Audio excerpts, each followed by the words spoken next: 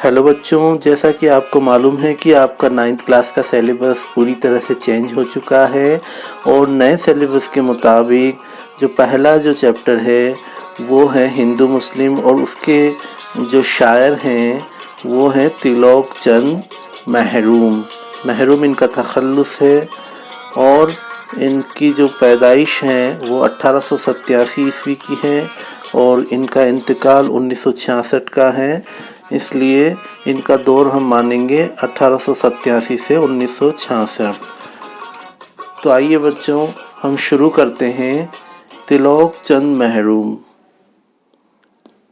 तिलोक चंद महरूम दरियाए सिंध के मगरबी किनारे तहसील ईसा खेल, अब यहाँ दरियाए सिंध आया है। दरियाए सिंध यानी सिंध नदी, दरिया मतलब होता है नदी, मगरबी किनारे मतलब पश्चिमी किनारे। मगरिब यानी होता है पश्चिम, 4 सिमत होती है, मगरिब, मशरिक, जुनूब, शुमाल। तो मगरिब यानी होता है पश्चिम दिशा यानी मगरबी किनारे। तहसील ईसा खेल,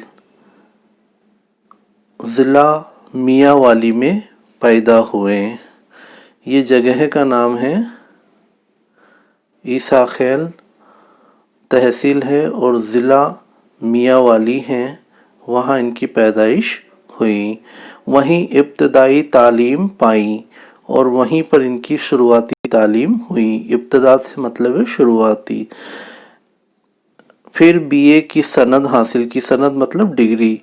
1908 ईस्वी में मिशन हाई स्कूल डेढ़ा इस्माइल खां में उस्ताद के ओहदे पर तकर्रुर हुआ। फिर बाद में ये मिशन हाई स्कूल में जो इसका नाम है डेढ़ा इस्माइल खां, उसमें ये उस्ताद के ओहदे पर, उस्ताद मतलब टीचर के ओहदे मतलब पद पर इनका तकर्रुर हुआ, मतलब इनको मुकर्रर किया गया, इनकी नियुक्ति हुई। 1944 ईस्वी में, 1944 ईस्वी से 1947 ईस्वी तक कार्डन कॉलेज रावलपिंडी में उर्दू और फारसी के लेक्चरर रहे। 1948 ईस्वी में कैंप कॉलेज दिल्ली में उर्दू के लेक्चरर बने। शेर व शायरी का शौक़ बचपन से था। महरूम कादिरुल कलाम शायर थे। कादिरुल कलाम से मतलब है कलाम पर कुदरत रखने वाले, यानी कलाम पर इख्तियार रखने वाले। उन्होंने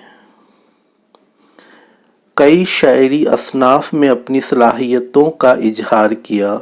शायरी मतलब शेर व शायरी की, असनाफ मतलब सनफ़ की जमा है। सनफ़ का मतलब होता है रचना, यानी कई शायरी रचनाओं में, कई शेर व शायरी की रचनाओं में अपनी सलाहियतों का, सलाहियत मतलब होता है काबिलियत का इजहार किया।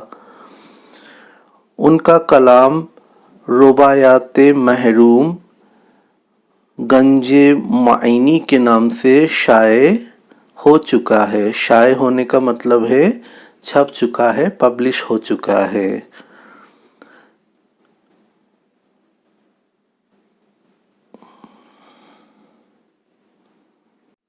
आइए शुरू करते हैं अब इनकी नज़्म हिंदू मुसलमान, जिसको लिखा है तिलोक चंद महरूम ने। हिंदू मुसलमान है भाई भाई, तफरीक कैसी कैसी लड़ाई। तफरीक से मायना है फ़र्क, यानी हिंदू मुसलमान आपस में भाई भाई हैं, इनमें कैसी तफरीक मतलब कोई फ़र्क नहीं है और इसलिए इन्हें आपस में लड़ना नहीं चाहिए। यानी जब तफरीक ही नहीं है तो लड़ाई कैसी। हिंदू हो कोई या हो मुसलमान, इज्जत के काबिल है बस वो इंसान। चाहे कोई हिंदू हो या कोई मुसलमान हो, हर इंसान इज्जत के काबिल होता है। हमें हर इंसान की इज्जत करनी चाहिए।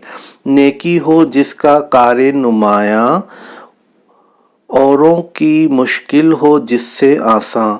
यानी एक ऐसा इंसान जिसकी जिस का कार मतलब काम जो है, कार नुमाया मतलब जाहिरी काम जो है वो सिर्फ और सिर्फ नेकी करना हो, ऐसे ही शख्स से औरों की यानी दूसरों की मुश्किलें आसान हुआ करती हैं। यानी वो इंसान जो नेक होते हैं, जिनके काम नेक होते हैं, उनसे दूसरों की मुश्किलें आसान हुआ करती हैं।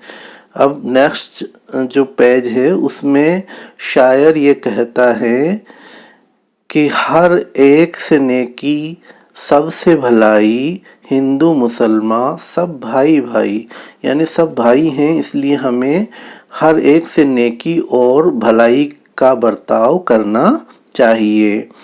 दोनों का मस्किन हिंदुस्तां है, दो बुलबुलें हैं एक गुलिस्तां हैं। यानी दोनों के रहने की जगह, मस्कन मतलब घर जो है वो हिंदुस्तान ही है।